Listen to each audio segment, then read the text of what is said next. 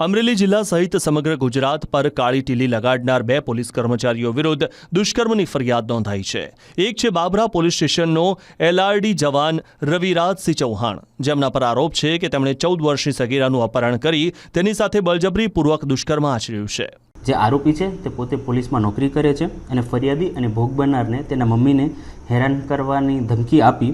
અને તેની જોડે સ્નેપચેટમાં વાતો કરતા હતા અને ફરિયાદી જે છે અથવા ભોગ બનનાર છે તેમને તેમના જે કાયદેસરના વાલીપણામાંથી અપહરણ કરી લઈ જઈ તેમને છાતીના ભાગે અડપલા કરી અને તેમની મરજી વિરુદ્ધ એક વખત શરીર સંબંધ બાંધી બળાત્કારનો ગુનો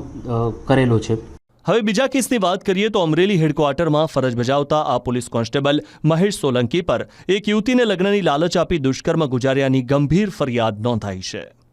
ગુનાની ટૂંક વિગત એવી રીતના છે કે જે ફરિયાદીના જણાવ્યા અનુસાર જે આરોપી છે એ પોલીસમાં હોય છે અને જે ફરિયાદી છે એની જોડે 1 વર્ષથી ઇન્સ્ટાગ્રામમાં વાતચીત કરતા હતા અને એને લગ્ન કરવાની પ્રોમિસ આપેલી હતી, પરંતુ એ લગ્ન કરવાની લાલચ આપી એની જોડે અવારનવાર શરીર સંબંધ બાંધેલું હતું અને એક વખત એને લાફો મારી અને જે ગુનો કર્યો છે એ ગુનો રજીસ્ટર કરવામાં આવેલું છે।